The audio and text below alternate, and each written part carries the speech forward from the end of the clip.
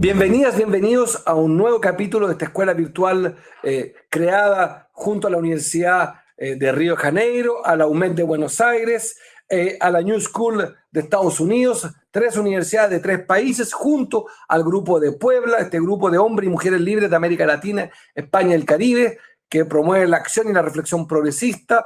En tiempos de COVID-19 hemos decidido resistir y producir pensamiento académico a través de grandes expositores, expositoras, líderes, expresidentes, presidentes, etcétera, etcétera. Y estamos en el segundo foro, en la 7ª clase. Y hoy me toca a mí, Marco Enrique Sominami, ex candidato presidencial, director de cine y televisión, moderar este capítulo sobre comunicación política, junto a 2 grandes profesores, Natalia Aruguete, argentina, profesora, escritora, investigadora de múltiples ensayos y múltiples libros, que la voy a especializar aún más hoy día sobre las fake news, y a Luciano Galup, profesor, escritor, asesor en distintas dimensiones, en distintas campañas, y lo voy a definir así como un experto en Big Data. Vamos a tener una estructura de 3 momentos, una primera exposición de máximo 25 minutos con Natalia Aruguete, una exposición de 25 minutos con Luciano Galup y yo mismo también una exposición de 25 minutos acerca de la comunicación en política en general desde una perspectiva narrativa, desde las campañas. Y después tendremos este diálogo, que me toca ser moderador. Le doy las gracias a Nati, a Fernanda, a todos los equipos que han hecho posible esta exitosísima escuela que ha encabezado, y lo repito y lo subrayo, este gran profesional que es Pablo Gentili, a quien adoro y admiro. Adelante, Natalia, por 25 minutos. Vamos a ser extremadamente egoístas y avaros con el tiempo. Adelante, Natalia. Muchísimas gracias. Gracias por la invitación. Es un placer para mí compartir este espacio con ustedes. Quiero retomar esa frase de la hipersegmentación, de lo que ha devenido la comunicación política, para poder pensarla en términos estructurales y comprensivos, para no someternos a esa hipersegmentación en nuestra reflexión.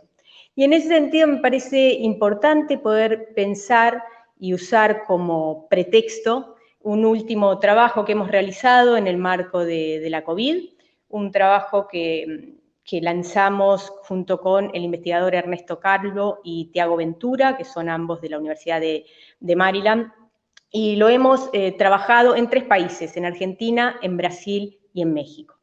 Y allí lo que intentamos ver es, por un lado, cómo afectan los mensajes, la percepción de los públicos, cómo afectan esa percepción en el marco de la pandemia, pensando la pandemia no como un fenómeno unidimensional. La pandemia, por mucho que muchos creamos que tiene fuerza en sí misma, no se explica por sí misma, menos aún se explica por sus atributos inherentes.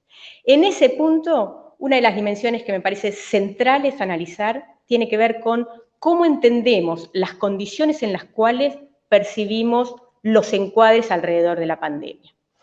Hay 2 encuadres centrales que se dan en esta pandemia. Uno tiene que ver con entender el riesgo sanitario de la pandemia, el otro tiene que ver con entender el riesgo económico de la pandemia. Y en esa confrontación de encuadres no podemos ceñirnos solamente a entender la dimensión sanitaria de la pandemia a partir de la cantidad de contagios o eventualmente la cantidad de muertos, sino también por las otras consecuencias que esto trae. Y tampoco podemos entenderla en función de cómo fue subiendo el nivel de peligrosidad y de riesgo de la pandemia en términos sanitarios, sino que la tenemos que entender a partir de la dimensión de la polarización, no solamente la polarización racional, cognitiva y política, sino además y sobre todo la dimensión de la polarización afectiva. La polarización afectiva se inscribe en este punto en lo que entendemos por las identidades partidarias. Las identidades partidarias, que no son excluyentemente racionales, ni se rigen solamente a partir de cómo evaluamos exhaustiva y racionalmente las decisiones de política pública que tienen los dirigentes políticos, sino que tiene que ver con aquellos sentimientos y aquella interpelación afectiva que tienen los eventos políticos para nosotros. Es allí donde nosotros observamos que según la inscripción y la identidad partidaria que tenían los distintos encuestados a los que encuestamos en estos 3 países, identificaban estos 2 tipos de riesgos alrededor de la pandemia a partir de su identificación como votantes oficialistas u opositores. En el caso de la Argentina, en particular, lo que vimos es que aquellos votantes oficialistas no solamente veían como más importante y más amedrentador el riesgo sanitario que suponía la pandemia, sino que además tenían un desprecio respecto del riesgo económico que traía la pandemia. Es decir, la percepción del riesgo económico era negativa para los votantes oficialistas, considerando en ese punto que desde el gobierno nacional, en forma mancomunada con los gobiernos provinciales, hubo una fuerte apuesta a cuidarnos y a cuidarnos entre todos, digamos, una dimensión colaborativa e interpartidaria para el cuidado respecto de la pandemia. En el caso de la Argentina, los votantes que se identifican con partidos de oposición encontraron mayor riesgo en la dimensión económica y las consecuencias que tenía la pandemia sobre las posibilidades de pérdida del trabajo, y en cambio despreciaron las consecuencias sanitarias que implicaban la pandemia. Esto también tiene que ver con las dimensiones de la polarización. ¿Por qué? Porque las dimensiones de la polarización no solamente nos llevan a aceptar las condiciones y los atributos de aquellos que se identifican con el grupo interno, sino que además nos llevan a percibir de manera distinta fenómenos que son, insisto, multidimensionales. En el caso de Brasil, es elocuente lo que nos ocurrió respecto de los mensajes que podíamos ver en el presidente brasilero. ¿Y cuáles fueron los efectos de esos mensajes en la percepción del público? No solamente en la percepción respecto de la pandemia, sino en la sensación de riesgo respecto de la pandemia. Nosotros pusimos en campo una encuesta entre fines de marzo, cuando se declara la cuarentena en varios países de la región, y principios de mayo. El 29 de marzo, Jair Bolsonaro expresa su primer discurso relativo a la pandemia, muy despreciativo de la pandemia y de los riesgos que significaba la COVID-19, y lo que observamos es que a partir de ese momento, inmediatamente después de ese momento, las encuestas que íbamos trabajando a lo largo de este panel generaron un aumento del 40% en la percepción de riesgo sanitario que tenían aquellos encuestados que respondían a la encuesta. Entonces, lo que queremos plantear como hipótesis en ese sentido es que, insisto en que nosotros no percibimos la pandemia a partir de sus atributos inherentes, sino que tiene que ver con cómo se van performando distintos discursos políticos y percepciones alrededor de este como de otros eventos políticos. En el marco de la pandemia, uno de los aspectos que más han preocupado tuvo que ver con la infodemia, el ahogo informativo que en muchas ocasiones generaba no solamente estrategias y operaciones políticas que tenían como versión las noticias falsas y las fake news, sino que además esa inundación de información también generaba que nosotros fuéramos llenando vacíos en la información, y en esos vacíos en la información que vamos completando, también vamos tergiversando la información. En ese punto me interesa poder marcar una distinción entre lo que entendemos por noticia falsa a partir del contenido de esa noticia y lo que entendemos por fake news como capitalización política y aprovechamiento en un momento determinado para no solamente generar un daño y pergeñar un acto de bullying en contra de un otro vulnerable y vulnerado, sino que además muchas veces estas estrategias de fake news tienen que ver con estrategias comunicacionales para visibilizar ciertos temas y sacar a partir de eso una ventaja relativa. Por caso, en la Argentina lo que hemos visto, conforme avanzó este periodo de pandemia y conforme fueron aumentando los niveles de polarización que no se instalaron desde el mismísimo comienzo de la pandemia, porque al comienzo de la pandemia nosotros teníamos bastantes niveles de consenso, no solamente respecto de cómo entendíamos la pandemia y el peligro que tenía, sino además respecto de la respuesta sanitaria del gobierno frente a la pandemia. Pero a medida que fue avanzando el tiempo, lo cierto es que los niveles de polarización fueron aumentando y la capacidad de presión que tuvieron los votantes y determinados grupos de la oposición política fue de pergeñar estrategias de fake news, pero además visibilizar determinados temas que le eran propiedad. Un aspecto que me parece central en ese punto aclarar es que no podemos, en este marco de tanta fragmentación, pensar la relación entre medios tradicionales y sus agendas y la relación entre redes sociales y sus agendas de manera escindida, ¿no? Tenemos que pensarlo de manera comprensiva y no plantear como una dicotomía entre agendas distintas, porque ambas agendas van en el mismo sentido, convergen en la discusión y en la percepción que vamos estableciendo alrededor de los eventos políticos y además se necesitan sinérgicamente para que estrategias políticas en redes sociales puedan garantizar su expansión y su viralización. Dos casos con los que quiero cerrar esta charla que hemos visto y que fueron de mucha visibilidad en la Argentina y que fueron capitalizados políticamente por la oposición como estrategias de fake news y campaña negativa, requirieron de la intervención y la participación y la tematización por parte de los medios tradicionales. Cuando me refiero a la participación, no estoy simple y sencillamente hablando de que los medios tradicionales hayan participado de estas estrategias de fake news, pero sí fue necesario generar un ambiente comunicacional determinado para que esas estrategias de fake news puedan viralizarse y puedan tener resonancia entre los usuarios que participan de determinadas comunidades virtuales en estas burbujas que se van definiendo a partir de la polarización que observamos en las redes sociales. Uno de los casos que me interesaría marcar aquí tiene que ver con la supuesta salida de presos, con la supuesta salida indiscriminada de presos por la pandemia, porque estaban en condiciones de hacinamiento en las cárceles argentinas, y a partir de eso se generó una tematización donde había, entre otras consideraciones, una responsabilización individual de la dirigencia política y sobre todo del presidente argentino respecto a esa decisión, cual si hubiera sido tomada de manera aislada y caprichosa.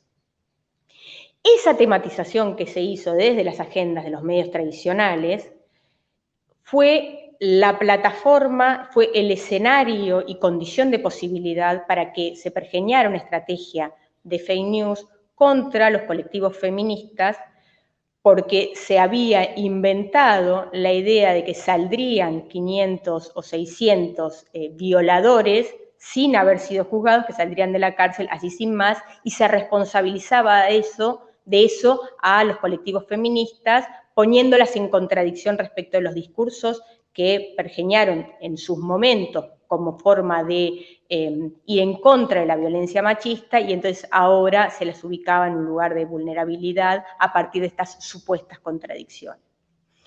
El otro caso que me interesa marcar como muy claramente, que también tiene que ver con cómo se arma un escenario comunicacional para las estrategias de fake news, pero que tiene cierta distinción, es lo que se ha denominado como la Operación Miedo en el caso de la Villa Azul. Lo que ocurrió concretamente en el caso de la Villa Azul es que hubo al comienzo de la pandemia una explosión de contagios. Pensemos también que en las villas y en los lugares de hacinamiento los niveles de contagio están muy por encima que lo que es el ratio promedio de la Argentina. Y entonces, frente a esa explosión de contagios, lo que se hizo fue confinar a las personas que vivían en esa villa como para que no se siguiera expandiendo los contagios de coronavirus. En ese marco, lo que hicieron un grupo muy coordinado, no solamente de trolls orgánicos de la oposición, sino además mucho aparato político de niveles intermedios de la oposición y medios apócrifos, a los que denominamos fake news mill, armaron todo un entramado de, ahí sí, muy claramente una fake news, tomando imágenes de unas protestas en Chile de hace unos meses atrás y poniéndolas como si esas fueran una protesta de los habitantes de la Villa Azul por haber quedado confinados en ese espacio. Lo que se buscaba allí no era solamente generar un escenario disruptivo, sino responsabilizar de eso a la intendenta, una intendenta mujer de Quilmes, y además al gobernador de la provincia de Buenos Aires, Axel Kicillof. Muy interesante fue en ese marco que allí sí, no solamente fueron los trolls, los aparatos políticos y los medios apócrifos, sino que también un canal de noticias muy importante de la Argentina puso exactamente las mismas imágenes falsas provenientes de Chile y las puso como si fueran imágenes de las personas que vivían en la Villa Azul y que estaban protestando. ¿Qué es lo interesante de esto? Es que todas esas imágenes se sucedieron a lo largo de un día y medio de manera muy coordinada entre los principales trolls, que fueron los trolls que hicieron el trabajo sucio durante los últimos 4 años, cada vez que surgía un evento político o una iniciativa por parte de la oposición y que tenía mucha fuerza en redes sociales, eran esos mismos trolls los que salían a embarrar la cancha, a dañar mucho a la oposición de aquel momento y finalmente a silenciar el escenario de discurso y de discusión alrededor de los distintos eventos, sobre todo en los escenarios virtuales. Entonces, lo que diría para cerrar esta idea es importante las estrategias de fake news, pero las estrategias de fake news deben ser pensadas como una de las expresiones de las campañas negativas para las cuales se utilizan distintos tipos de escenarios comunicacionales. Medios tradicionales, discurso político muy encendido, muy violento últimamente, y también redes sociales de manera muy coordinada. No solamente la coordinación de granjas de trolls y aparato político, sino además la coordinación de distintos tipos de actores y escenarios comunicacionales. Dicho esto, agradezco muchísimo nuevamente la posibilidad de participar con ustedes y quedo abierta a la discusión. Gracias, Natalia Arguete, por la súper puntualidad. Pasamos al segundo bloque, en que va a exponer Luciano Galup. Recordar para los que se están sumando que estamos en la escuela virtual del cáncer mundial, puesto que hay inscritos miles desde casi 90 países, junto a 3 universidades de Argentina, Brasil, Estados Unidos, y también desde el Grupo de Puebla, que es el grupo que acompaña esta iniciativa, que encabeza Pablo Gentili, Nati, etcétera, y Fernanda Cornejo, que también está ayudando muchísimo. Ahora vamos a la segunda exposición, también por Avaros y Egoístas 25 minutos, con Luciano Galup, que vuelvo a introducir por si se están sumando. Ha desarrollado distintas tareas y responsabilidades en el cruce entre comunicación y política y está a cargo de la agencia Menta Comunicación. Y vamos a hablar ahora además de sus libros, pero de un planteamiento acerca de una herramienta, y él me contradecirá, muy complicada, porque se puede, como un termómetro, se puede interpretar de distintas maneras, que son en la dimensión del Big Data. Y por tanto me quedo callado y le doy la palabra a Luciano Galup por 25 minutos máximo, y agradeciéndole a Natalia Arguete por su sustantiva presentación. Adelante, querido Luciano, desde Buenos Aires, tú y yo desde Chile. Hola, ¿cómo andan? Gracias, Marco. Un gusto, Nati, escucharte. Sí, bueno, vamos a meternos en esto del mundo de la comunicación política y las redes.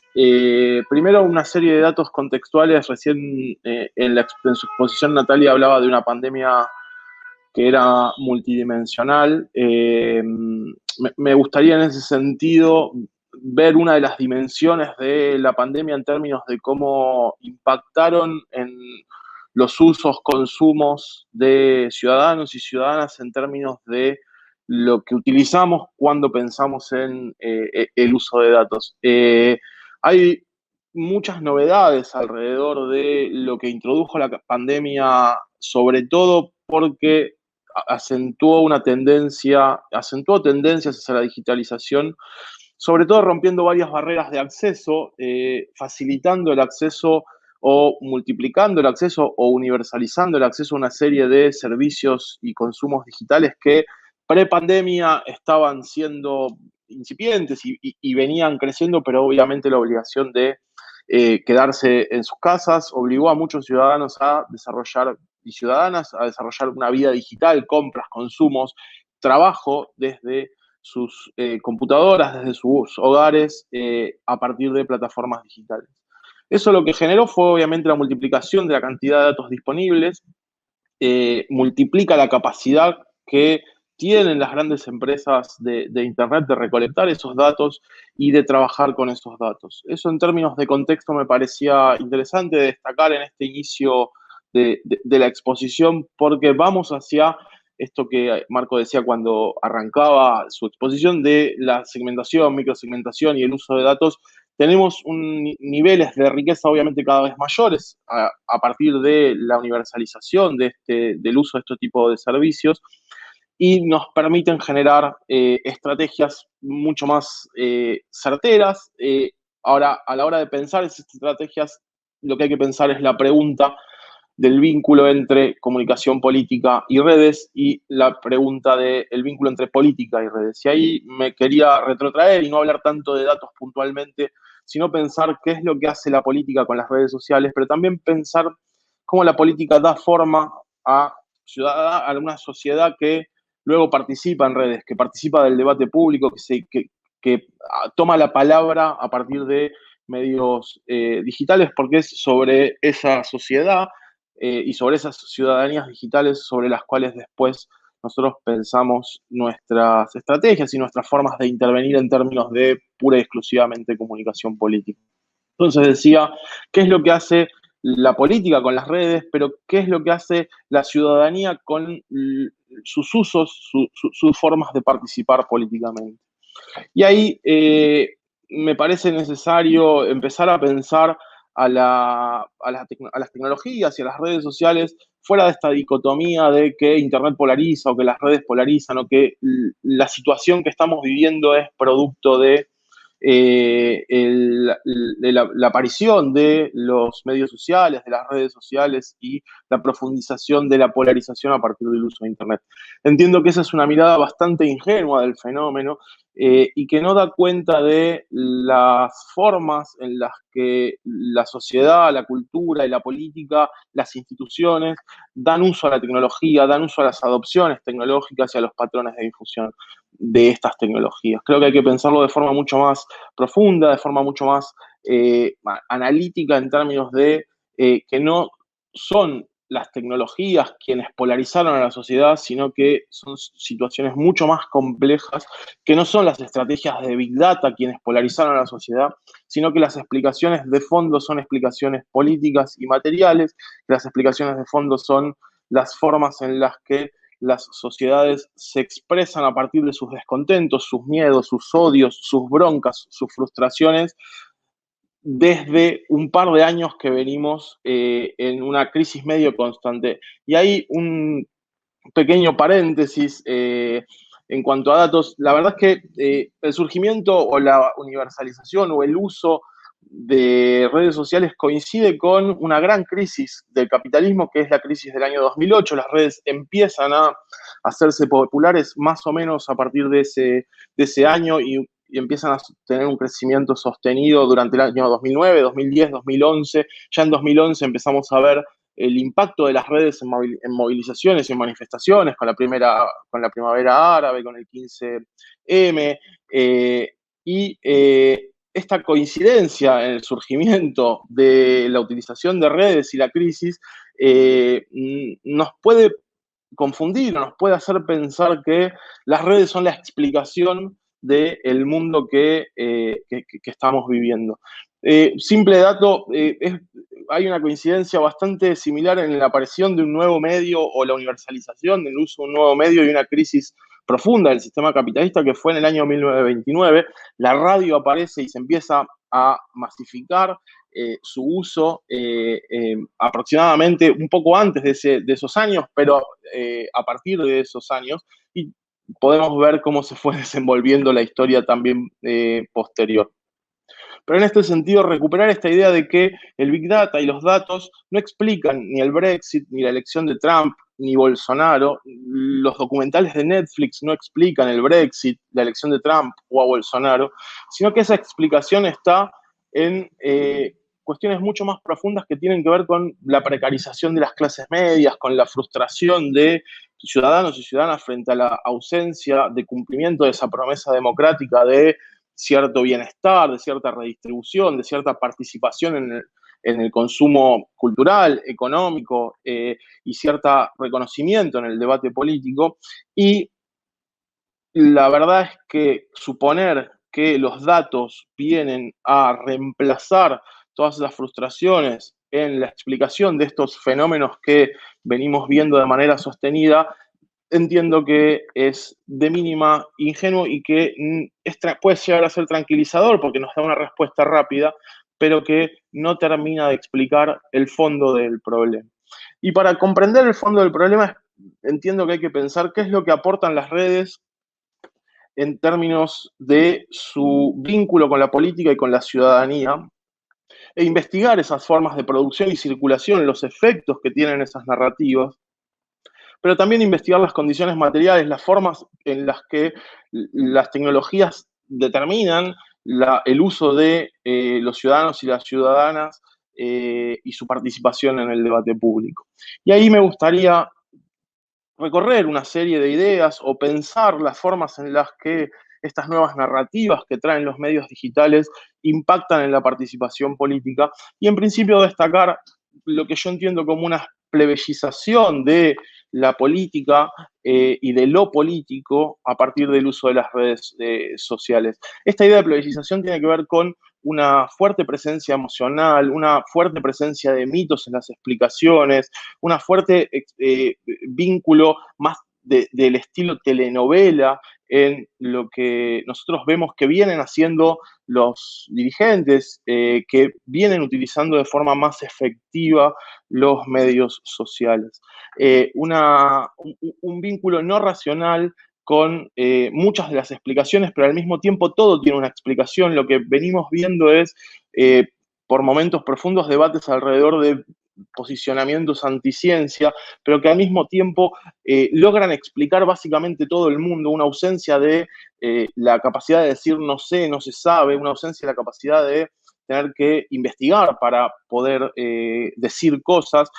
En cambio, venimos viendo vínculos mucho más laxos con poder dar que todo tiene una explicación, que todos tienen una explicación en redes y que toda explicación entra en un tuit. Una ausencia de la capacidad de poder poner en debate en medios sociales y en redes sociales explicaciones más complejas y conocimientos más complejos. ¿Y cómo funcionan estas narrativas? Yo entiendo que hoy nosotros vemos en medios sociales y entiendo que es donde se trabaja y donde permite el uso de datos y de estrategias de comunicación en medios sociales, veo dos grandes narrativas. La narrativa de los hombres y las mujeres comunes versus las élites. Y ahí, en ese anclaje de esas dos narrativas, los hombres y las mujeres comunes que utilizan las redes de forma cotidiana tienen mucha ventaja en términos de cómo sintonizan con lo que las redes sociales permiten hacer o permiten decir o permiten potenciar discursos que ingresen en el debate público. Frente a eso vemos élites que no logran comprender o no llegan a comprender la profundidad de este cambio, que siguen apostando a explicaciones ilustradas, que siguen cuidando sus pertenencias, sus lugares de pertenencia, que siguen mirando a las redes sociales, tratando de imitar lo que hacen los hombres y las mujeres comunes, pero en una especie de paso asustado de imitación, sin lograr comprender el fondo de ese debate o de esa disputa alrededor de las narrativas en comunicación política.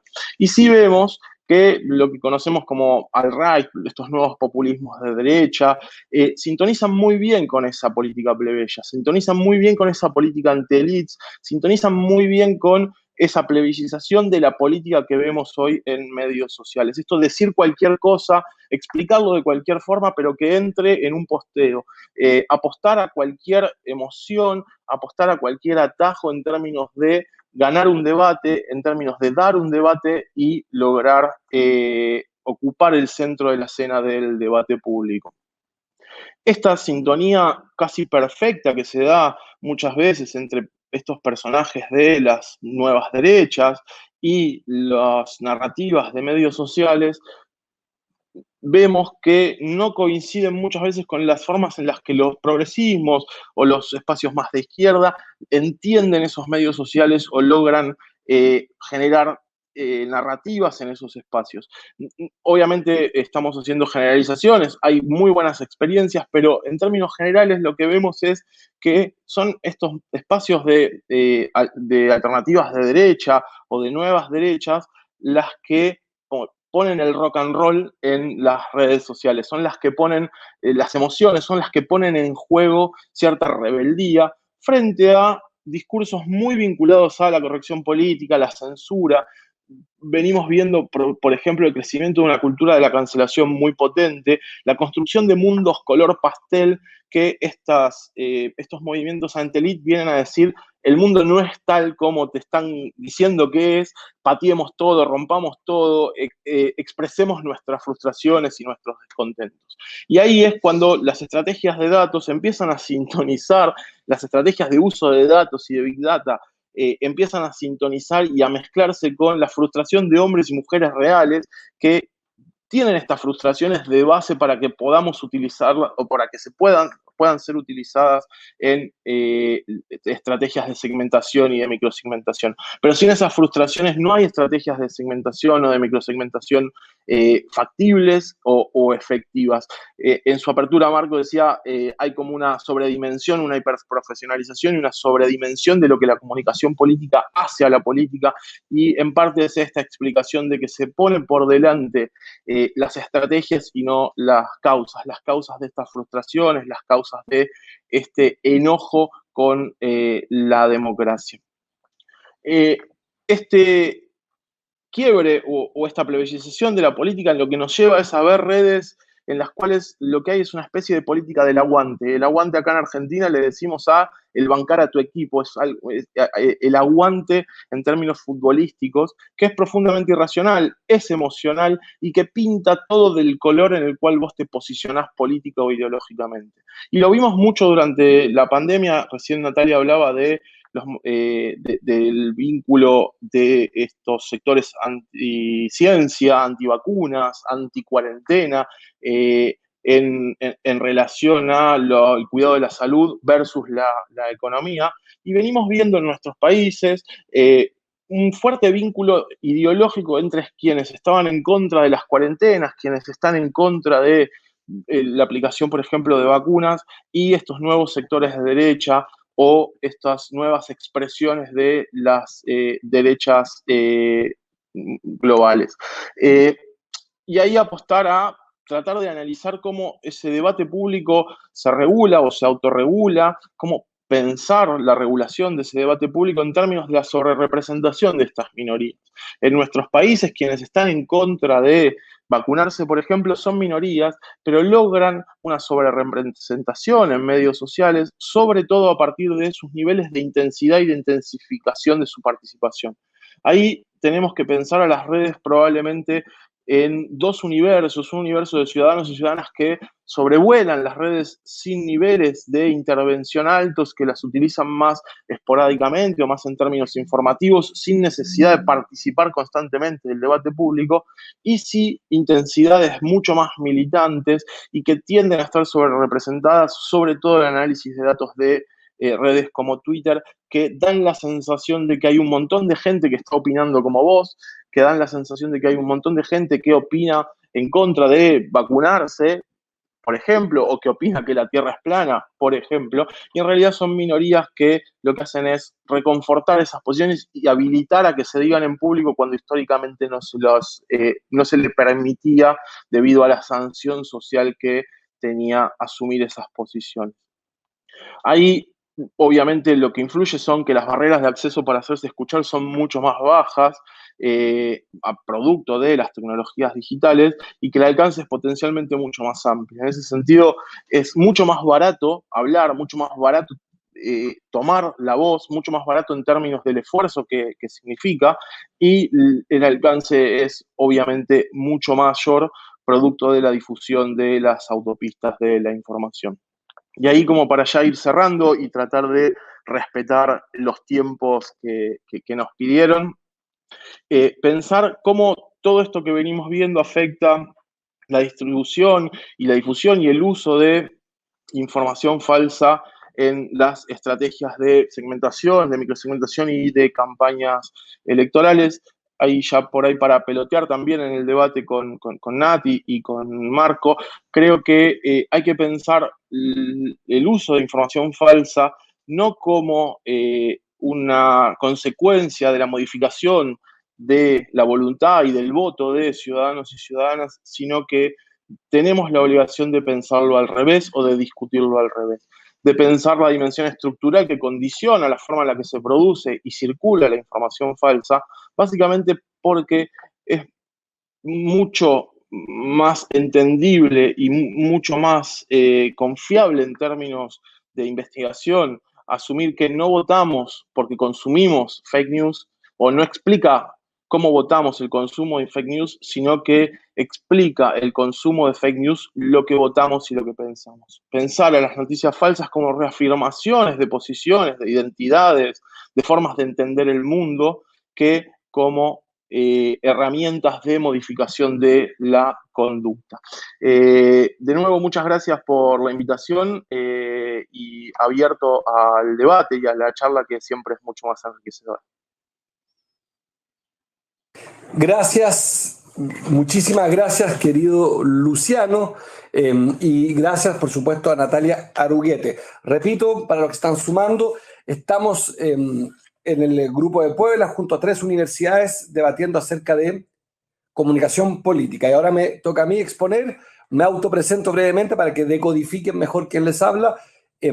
Tuvimos 2 investigadores, 2 académicos que además conocen también, pasan de la teoría a la práctica, en el caso, si no me equivoco, de Luciano, y en mi caso, más bien fui candidato presidencial 3 veces, en 8 años, debo tener un récord Guinness, un récord mundial de intensidad, soy un buen perdedor, fui diputado de la República y he trabajado también, al igual que muchos de ellos, en muchísimas campañas como colaborador, publicista, asesor, y estudié filosofía, de lo cual me titulé. Por tanto, buena parte lo voy a exponer en los mismos 25 minutos, y aprovecho de felicitar a ambos expositores que me precedieron en la puntualidad.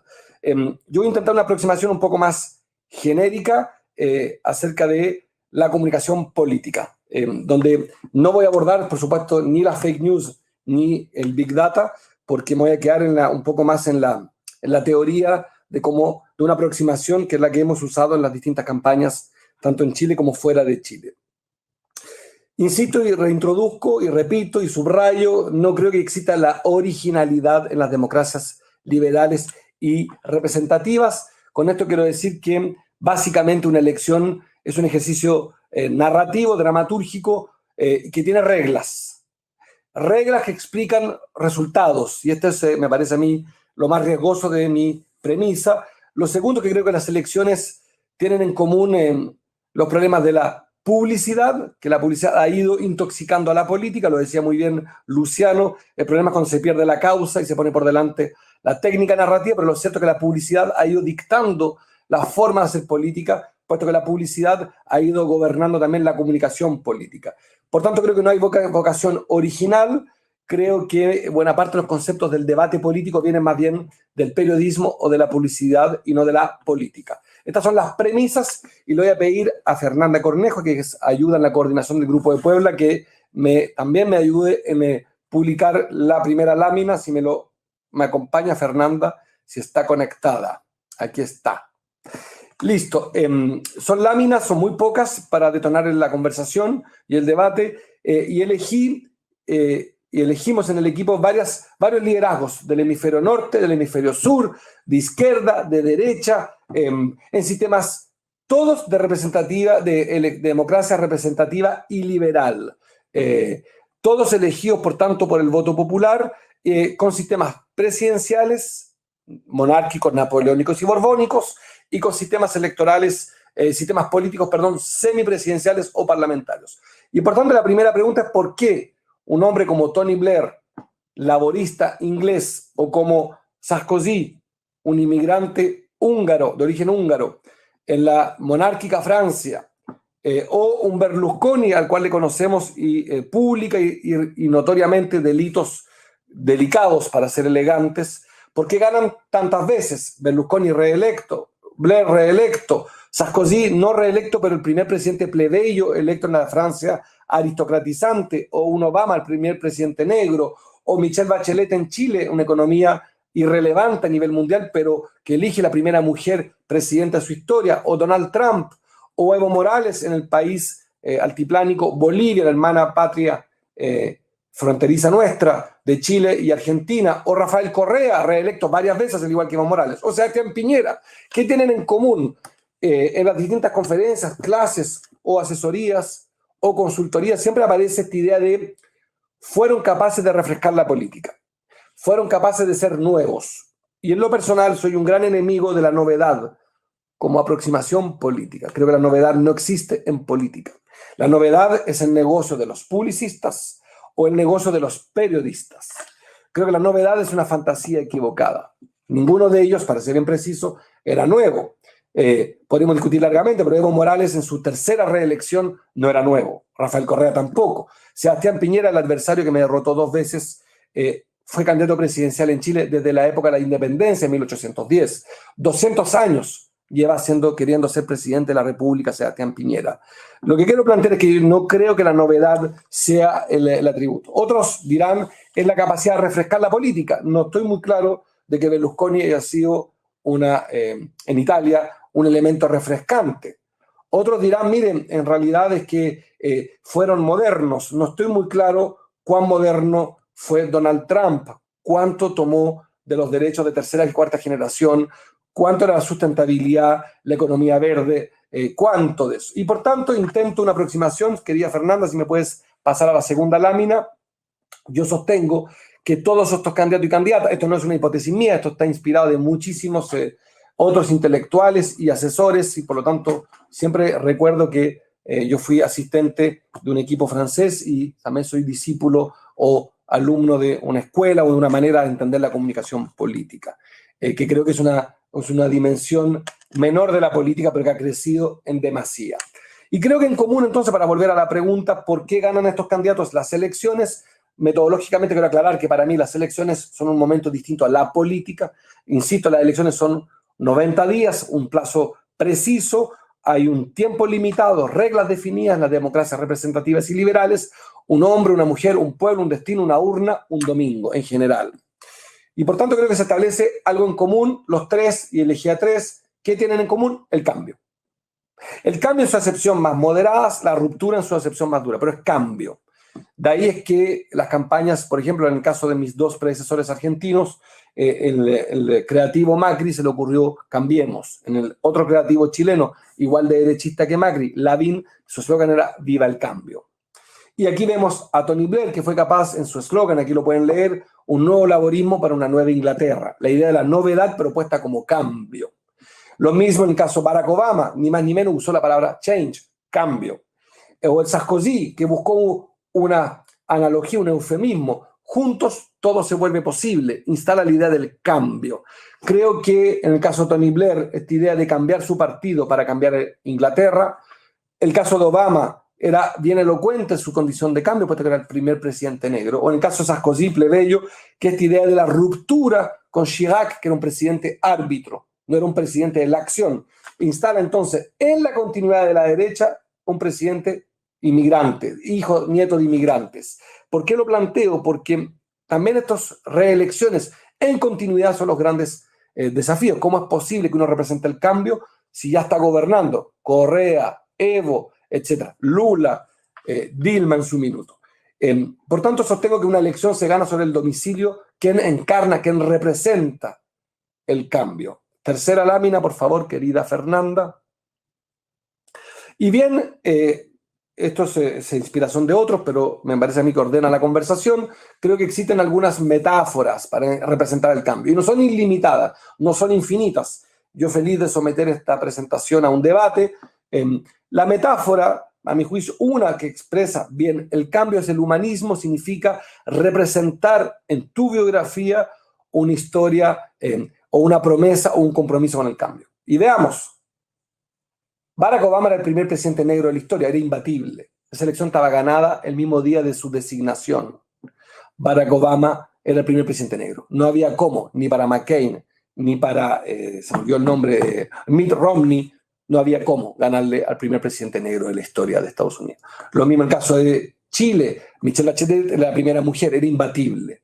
Y entonces, para mí, esta metáfora del humanismo es tu biografía, es más que la ideología, se vuelve tu historia, tus atributos personales, la promesa de cambio. La biografía de Pepe Mujica es insuperable, un hombre que luchó en la revolución, en la lucha armada, y que ahora se propone ser presidente de todas y todos los uruguayos. Se lo propuso, perdón, en tiempo está mal usado. Entonces, el humanismo es la promesa del hombre versus Dios, el hombre versus sus raíces, la autenticidad versus la ideología, lo social versus el ultracapitalismo.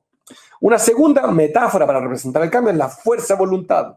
Porque no tengo nada, lo quiero todo. Porque no tenemos nada, lo queremos todo.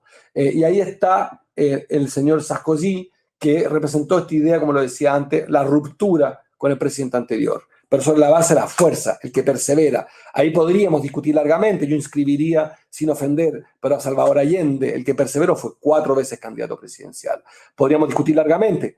Lula fue un hombre que aceptó competir 2 veces, con quien lo derrotó 2 veces también, que es Cardoso.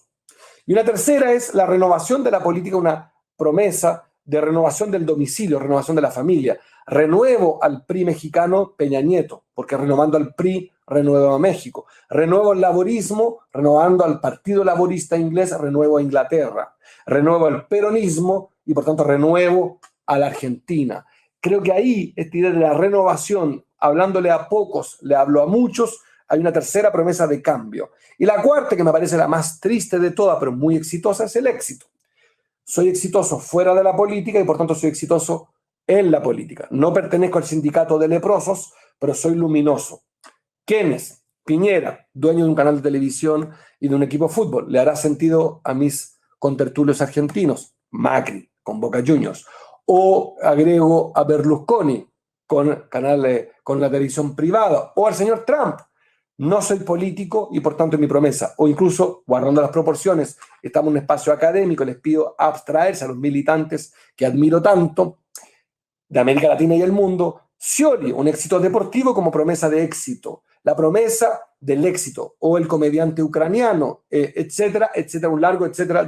Incluso inscribiría a Kuczynski en el Perú, que es un economista exitoso, consultor, como promesa de cambio.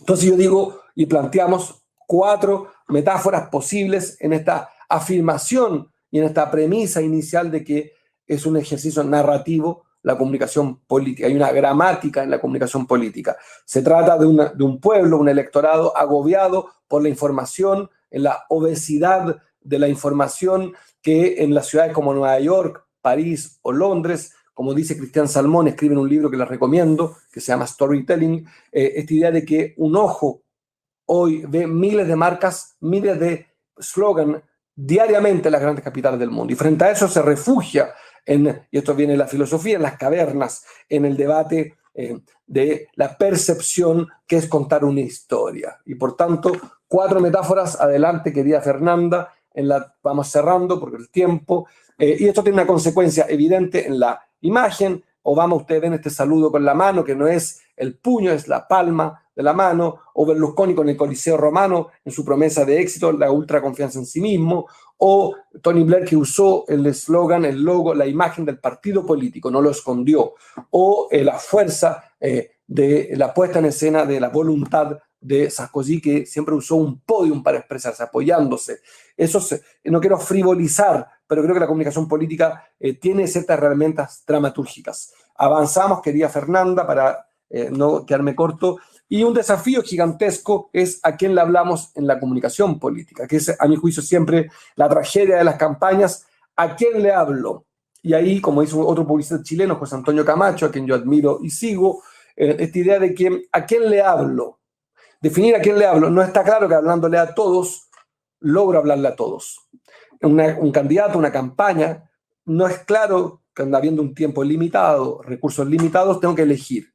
Y de repente, hablándole a pocos, le hablo a muchos, o eligiendo un segmento. Y hay una famosa idea, que no es mía, por supuesto, la Coca-Cola, que es una bebida vieja, anticuada, siempre ha tenido un enorme éxito publicitario porque ha elegido como target, como objetivo, en términos generales, históricos, a los jóvenes. ¿Por qué los jóvenes? Porque todos queremos volver a ser jóvenes. Y por tanto, en este foco de la comunicación política está buena parte del desafío, saber cuál es tu metáfora, saber a quién le quieres hablar. Michelle Bachelet en Chile, quien también me derrotó, en su gobierno le habló a los adultos mayores y como todos tenemos un abuelo o abuela, fuimos interpelados. Hizo una reforma de pensiones. Insuficiente, pero una reforma importante. En fin, son infinitos los casos de saber hacer foco. ¿A quién hablarle en la comunicación política? Es de los, a mi juicio, top 3 de los problemas de las campañas. Adelante, querida Fernanda. La segmentación, lo dijo muy bien Luciano, paso por ahí muy rápidamente, es saber que se hipersegmentó la comunicación. Para los que somos mayores, en los 80 teníamos la televisión generalista abierta, en los 70 también, los 60 también. En los 90 empieza la irrupción del TV cable, que en América Latina es de un éxito gigantesco, y se cuelan legal o ilegalmente los pueblos de América Latina, y en el cable que obtienen segmentación, un canal de cocina peruana, un canal de aeróbica, un canal de fútbol español, un canal de fútbol alemán. La segmentación avanza, y eso hago una simplificación por poco tiempo, con las redes sociales y con Facebook, entre otros, que crea 2.700 millones de cuentas de personas que crearon también identidades focalizadas, el grupo de las ballenas azules, etc. Se segmenta y la comunicación política tiene que profesionalizarse a niveles inagotables e impensados. Y por eso es tan importante, como dice ahí, lo pueden ir leyendo, un equipo, pero lo más importante es segmentar las audiencias. Adelante, Fernanda. ¿Y cómo entonces se alcanza el mensaje? Y ahí viene lo que es muy antiguo a esta altura, es storytelling. Y aquí, ¿qué es el storytelling? Recurrir a herramientas narrativas para contar una historia, utilizar metáforas y fortalezas propias de la misma historia que se están contando. Por ejemplo, la historia puede ser la misma biografía del candidato. Hago una simplificación, hay líderes que fueron presos, pensemos en Mandela, su propia promesa, su propia historia era su promesa de paz, de inclusión, de esperanza, su condición. La condición de Obama, de su historia, de su vinculación, era su promesa de que él no venía por la revancha contra los blancos supremacistas, era un hombre integrador. Y el objetivo, por tanto, el storytelling es pasar por la emoción para alcanzar la razón de las almas de su electorado, el desarrollo del mensaje esperado. ¿Por qué quiero hablar de storytelling? Porque antiguamente, los que somos mayores, fuimos testigos en los 80, en los 90, de la publicidad, era la maximización del precio del producto. Vale decir, no sé si ustedes recuerdan, 2 por 1. Llévese 2 bebidas Coca-Cola por el precio de una. Eso fue mutando.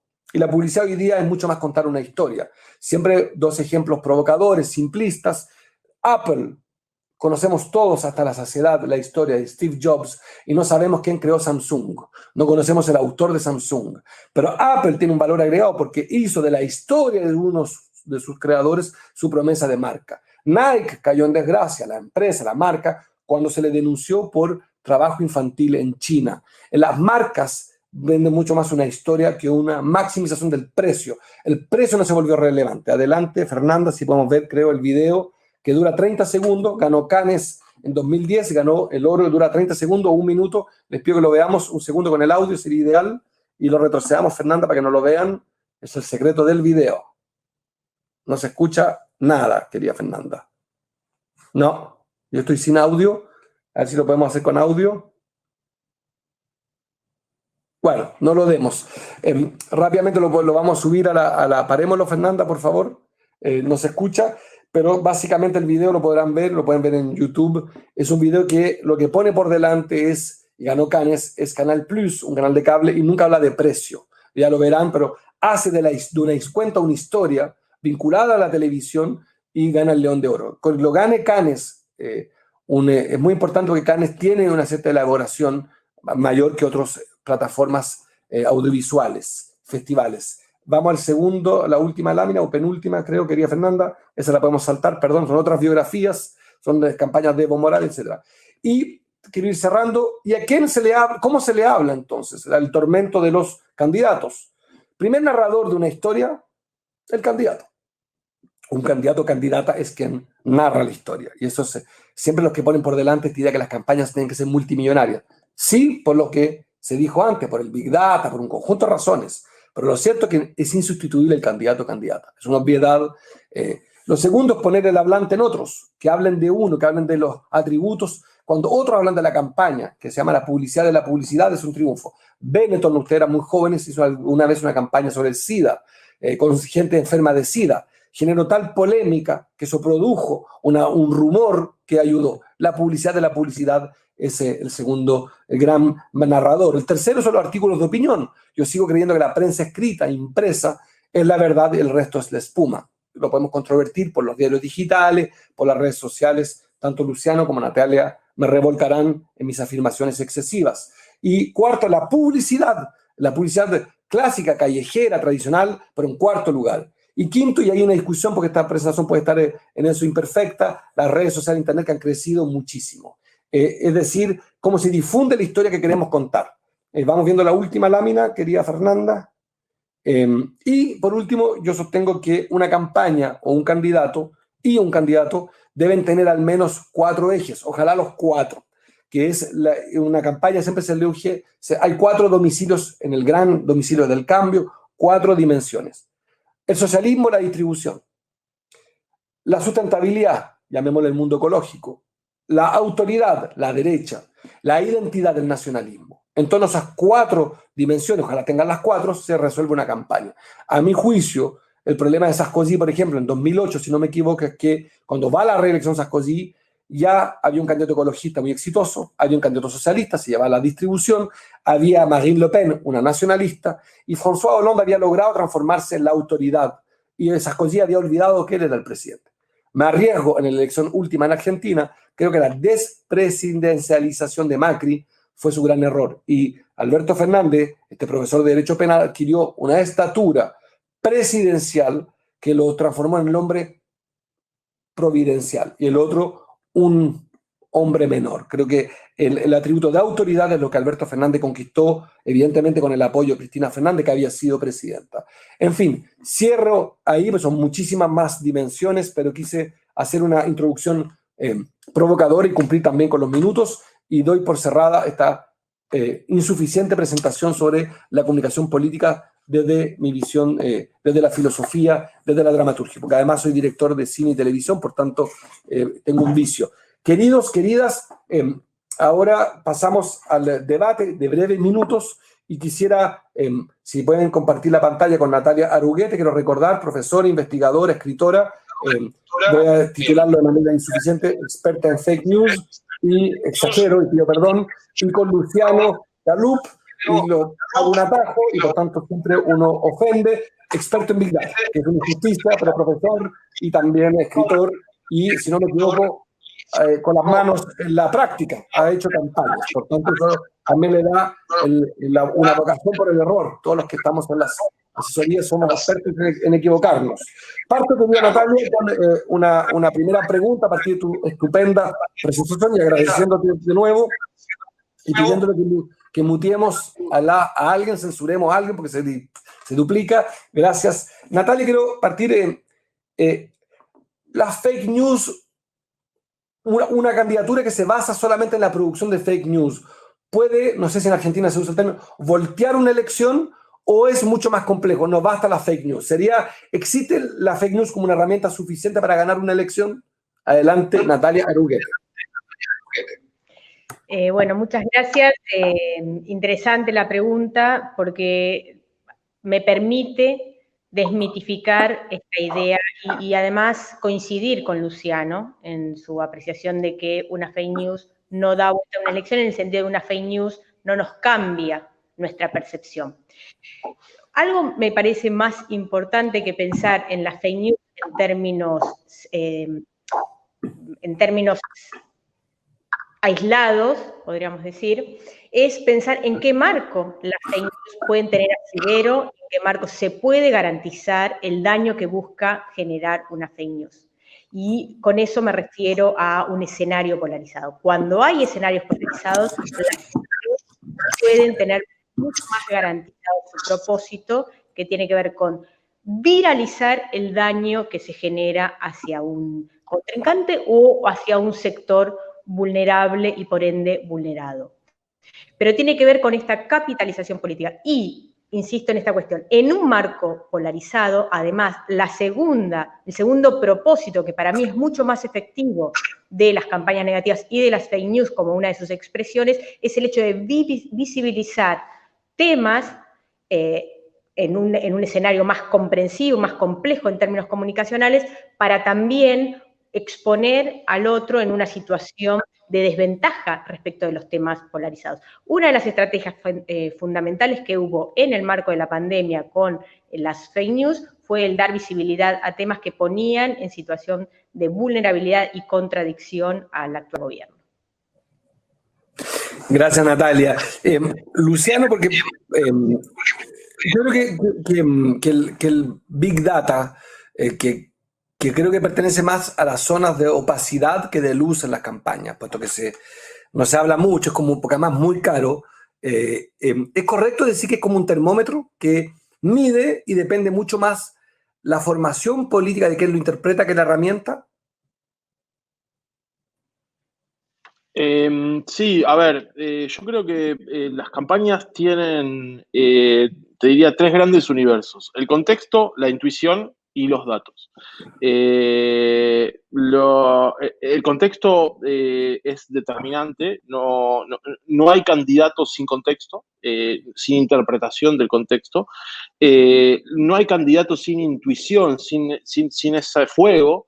Y después están los datos. Dentro de los datos podemos meter todo un universo gigante de datos, desde las encuestas y los datos tradicionales que trabajamos en campañas durante muchísimos años, y este universo de Big Data que tendríamos que subdividirlo en un montón de especificidades. Es muy complejo el mundo de los datos, por eso vos también recién hablabas de los niveles de opacidad, porque requieren un montón de profesionales, programadores, psicólogos, comunicadores, politólogos, diseñadores gráficos, y dentro de su universo tenemos herramientas interpretativas que nos permiten tomar un termómetro del humor, un termómetro de los temas de conversación, de las agendas, de los encuadres, y por otro lado herramientas de intervención a partir de esas interpretaciones, herramientas que nos permiten generar mensajes segmentados para trabajar sobre determinados tipos de audiencias en función de lograr atención. Vos hace un ratito hablabas de la cantidad de estímulos que tiene un ciudadano cuando camina por la calle, la cantidad de logos que ve, la cantidad de... Bueno, eso sumado a un teléfono, la cantidad es infinita. De hecho, ya hay algunos teóricos que empiezan a hablar de la economía de la atención, que la atención es un bien escaso y que hay que lograrla de alguna forma, y las estrategias de datos, para desmitificar un poco, lo que nos permiten es generar una chance mayor de que nos presten atención. El resto sigue estando en nuestra capacidad de interpretar el momento, de generar mensajes motivadores, generar causas que inviten, pero sí nos dan una pequeña ventaja en términos de poder hablarle a los ciudadanos y a las ciudadanas de las cosas que les interesan o que entendemos que les interesan a partir del análisis de sus historiales de navegación y de sus consumos. Gracias, Luciano. Natalia, para ir uno y uno, para que los estudiantes tengan, mantener esta tridimensionalidad donde ustedes son los sustantivos. Como habrán observado, detesto la idea de la novedad en la política. Soy un gran enemigo de la idea de lo nuevo, creo que es una fantasía insuficiente. En la lucha por el poder estoy pensando, no en la novedad existe. En la ciencia no voy a discutir elementos básicos, pero creo que en la política no existe. Y creo que la fake news nos las instalan como un fenómeno contemporáneo nuevo. En la historia medieval, el medioevo fue basado en la fake news. El medioevo era pura fake news. Ya no me acuerdo porque tengo déficit atencional y tengo mala memoria, pero está lleno. La teoría sobre las brujas, sobre las mujeres infieles. O sea, la fake news fue. Y pareciera que el ser humano, y hay estudios de universidades que lo han demostrado, tiene un 40% cree en la conspiración mundial. La mitad de los pueblos no se quieren vacunar pero no por la vacuna del COVID-19, tampoco querían vacunarse hace 50, 60 años. No es nuevo la desconfianza en la ciencia, no es nuevo la fake news. ¿Son realmente nuevas las fake news? Estamos viendo un fenómeno completamente inédito. O sea, los animales políticos están conociendo algo que habría que detenerse a investigar porque es completamente inédito, o es simplemente la velocidad, la amplitud lo que hace la diferencia. Bueno, uno lo que podría pensar es que en este escenario, efectivamente, lo que hace la diferencia es la fragmentación y la personalización, ¿no? En esa capacidad y alcance para distribuir en esas autopistas de las que hablaba Luciano. Pero cuando me preguntan sobre momentos anteriores de fake news, siempre pienso en el nazismo, ¿no? El nazismo se basó y se erigió en esta idea de despreciar todo lo dicho por el otro, usando lo otro como mentira. Incluso la frase que se le atribuye a la mano derecha de Hitler, miente, miente, que algo quedará, tampoco es de él. Entonces, ¿qué quiero decir con esto? Que nosotros, los usuarios de a pie, los ciudadanos de a pie, completamos vacíos en la información a partir de esquemas previos y de prejuicios. Ese mecanismo de completar vacíos en la información es la garantía perfecta de la difusión de fake news. Creo que en ese punto hay un error en pensar que solo depende una buena fake news y su viralización de la estrategia de emisión, de la coordinación de distintos actores para la emisión de la fake news, y en realidad, para mí, un elemento central de la viralización de la fake news es generar y lograr resonancia en ese interlocutor colectivo que es el que nos garantiza la viralización de una fake news. Entonces, ese que garantiza la viralización de una fake news es quien está completando la información y a quien le estoy generando el placer cognitivo de decirle lo que él está esperando que le diga, o que ella está esperando que le diga. Y completo esta idea con un dato muy reciente que hemos obtenido a partir de una investigación de fact-checking que hemos realizado, en la que hemos comprobado que cuando le mostramos a un usuario una información falsa que confirma sus creencias, esa información tiene mayores probabilidades de ser compartida a partir de ese placer cognitivo que cuando le decimos a ese mismo usuario que se equivocó y que esa información que compartía y le generaba placer compartir estaba equivocada. Hay un daño cognitivo allí que genera resistencia y disonancia como para que quiera compartir la corrección. ¿Qué quiero decir con esto para cerrar la idea? Que las fake news no tienen un propósito informativo. Por eso es que tienen un propósito expresivo y tienen una interpelación emocional. Por eso es que las fake news pueden ganar veces en esa viralización, producto de la interpelación emocional, que el mero mensaje cognitivo que tiene que ver con el contenido verificado o no verificado. Una última pregunta, Natalia, para ir cerrando y después con Luciano. Frente al fenómeno de las fake news, ¿son, Natalia, la respuesta es la educación o la norma? Me explico. ¿Es simplemente hablar mucho de esto, informar, educar desde la temprana infancia?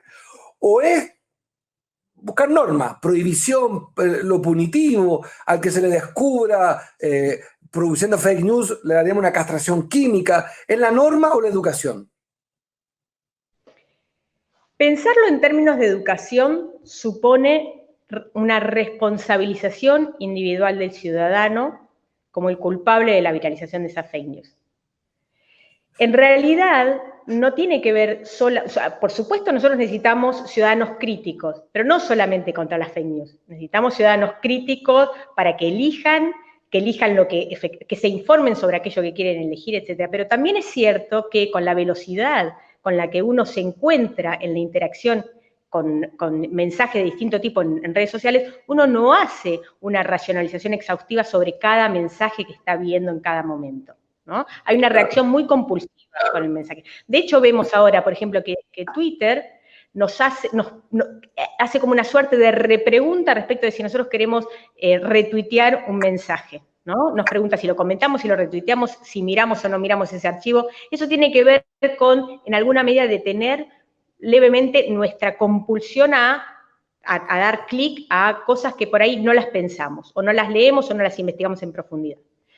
Lo que creo es que nosotros necesitamos la tan discutida regulación respecto de la circulación de información en redes sociales, pero necesitamos otro tipo de regulación. O sea, la información en redes sociales no es que no esté regulada, lo que pasa es que está regulada por las empresas, y lo que nos está faltando es conocer esas reglas de regulación, esas reglas empresarias de cómo se decide qué pasa con la circulación de mensajes en redes sociales, y sobre todo porque estas plataformas, estas empresas globales, ni siquiera tienen las mismas políticas empresarias en todos los países, pese a ser globales, ¿no? Entonces, para cerrar, claro, lo que necesitamos, incluso antes de esa regulación, es darnos una discusión pública comprensiva que involucre a distintos tipos de actores para pensar qué hay que hacer con este nuevo espacio y para desactivar el aprovechamiento que hay por parte, en muchas ocasiones, de los propios partidos políticos para no solamente para segmentar y ganar campañas electorales, sino para generar en esas plataformas campañas negativas contra el contrincante, ¿no? Yo no estoy diciendo que la política es sucia a partir de este momento, pero es una dimensión de aprovechamiento, de destrucción del otro, más que de ganar una campaña por los méritos que vos mencionabas recién. Muchas gracias. Ella es Natalia Arruguete, experta académica, profesora, autora de distintos libros y artículos sobre, digo, el título es insuficiente, pero fake news. Luciano, quiero equivocarme completo, pero a ver si esta pregunta te hace sentido. Yo he estado igual que tú en muchas campañas y Big Data es relativamente reciente, al menos como herramienta masificada en las campañas. Y como ya lo decíamos los dos, nadie confiesa mucho que usa Big Data. Es como un placer culpable, una herramienta que no se transparenta mucho. ¿Sería correcto afirmar de que Trump, son dos posibilidades, digo al menos, pero una es, gana porque su fuerza, su convicción, su audacia, algunos dirán locura, su identidad era mucho más atractiva que unos candidatos explicativos que explicaban desde Washington la dificultad? ¿O es porque esta capacidad de usar mejor el Big Data? Los que hemos estado con Big Data hemos descubierto cosas impresionantes, que uno es capaz. A mí me tocó en una campaña descubrir que las mujeres de las profesoras y los maridos de las profesoras tenían una duda sobre el reajuste salarial, y que si uno le mandaba por Facebook un mensaje a las 12 del día era capaz de desactivar o de disminuir el enojo de un segmento. Por tanto, es la técnica la que hace el éxito hoy día como nunca antes. ¿Estamos a propósito, de aquí me contradigo, en un fenómeno nuevo que el Big Data, o sigue siendo el Big Data muy por debajo de la fuerza de la identidad? Pienso en Trump, pienso en Bolsonaro, que sabemos que usó Big Data de manera muy eficiente, con fake news, pero también con mucho Big Data. El Big Data es la gran ventana de oportunidad para candidatos o candidatas vacíos de contenido y que simplemente buscan ganar una elección y no transformar una sociedad.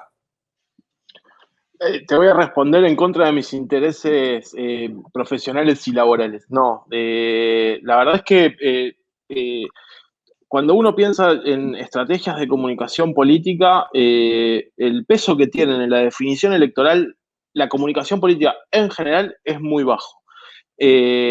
Las estrategias de Big Data, el peso que tienen en el desenvolvimiento de una elección también es muy bajo. Vos podés, efectivamente, esto que vos decías, detectar el enojo de un microsegmento de la población y explicar el motivo por el cual no deberían estar enojados. Lo que no quiere decir es que lo escuchen o no lo escuchen, dejen de estar enojados con eso o no, pero no sigan sin simpatizar de vos, porque de nuevo, una de las grandes potencias que están teniendo estos candidatos que hoy y candidatas que hoy son exitosos, pero más es una política de varones, esta política del aguante, de la plebiscización de la política, de candidatos que dicen lo que piensan, como piensan, Trump, Bolsonaro, Vox en España, esta lógica de interpelar de formas mucho más sencillas, con discursos anti-elite, con explicaciones simples a problemas complejos. Las estrategias de datos después, obviamente, lo que permiten es consolidar pequeños segmentos, infunden respeto y temor al rival, porque todo el mundo piensa, esto que decías vos, nadie reconoce que usa Big Data, pero todo el mundo piensa que el otro lo usa, con lo cual todo el mundo piensa que el otro lo va a destruir con estrategias de Big Data. Y la verdad es que hemos visto que experiencias como la Argentina, con un espacio político como Cambiemos, que construyó un mito suyo alrededor del uso de datos y las tecnologías digitales, encuentran límites importantes, producto de la realidad política, económica, cultural. Trump utilizó una empresa y el escándalo que se armó alrededor de la campaña de Trump con Cambridge Analytica, que fue una empresa que antes había utilizado el candidato que perdió con Trump la interna, que fue Ted Cruz. Con lo cual, no hay forma de ganar a partir del uso de una herramienta, a partir del uso de una tecnología. Lo que sí hay es formas de fortalecer, de dar potencia a grandes intérpretes de contextos y de realidades, como vienen siendo estas nuevas derechas o estas alt-right que vienen interpretando esta disputa alrededor de periferia centro o elites outsiders de una forma muy efectiva. Vos recién lo decías, Trump gana contra las costas de Estados Unidos. Trump gana contra la élite intelectual de los Estados Unidos, que no lograba entender que decirle a los votantes que eran idiotas por votar a Trump no hacía que los votantes los dejen de votar, sino que les reafirmaba su señal de que las élites piensan que ellos son idiotas y los odian y los detestan. Última pregunta, Luciano. Hemos hablado, yo por lo menos, de las campañas. Otra cosa es la gestión del poder. Son dos dimensiones bien distintas. Una campaña 90 días, por decir algo, y un gobierno dura 4 años. El Big Data, la herramienta, ¿es correcto afirmar de que es más, igual o menos útil que en una campaña? Cuando eres gobierno, el Big Data adquiere otra dimensión para la política pública que es distinto para la seducción electoral. ¿Tiene sentido eso?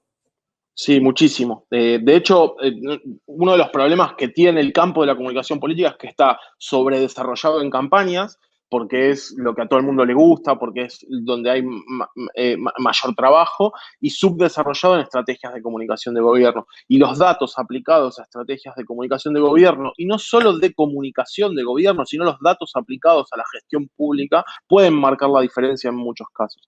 Pueden marcar la diferencia en gestionar de forma mucho más eficiente, pueden marcar la diferencia en formas de contactar a ciudadanos y ciudadanas que necesitan soluciones a problemas específicos, con lo cual hay un universo mucho más interesante a recorrer en el uso de los datos para pensar la gestión pública y pensar la comunicación de gobierno que para pensar la comunicación de campaña.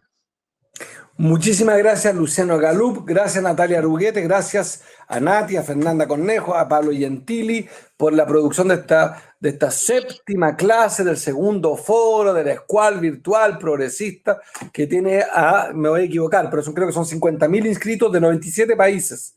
Este éxito que fue una idea original de Gentili, porque le acompañamos que nuestra escuela, como corrige siempre Pablo, que es nuestra escuela del Grupo de Puebla, junto a estas 3 universidades. Felicitarlos a los expositores, a Natalia y a Luciano y a las y los organizadores. Que tengan las mejores horas que siguen, porque no puedo dar horarios, porque esto se transmite en cualquier minuto, en cualquier momento. Que tengan el mejor momento del día donde estén. Un beso y un abrazo. Gracias, Natalia, gracias, Luciano. Muchísimas gracias por la invitación. Gracias por la invitación. Saludos. Saludos.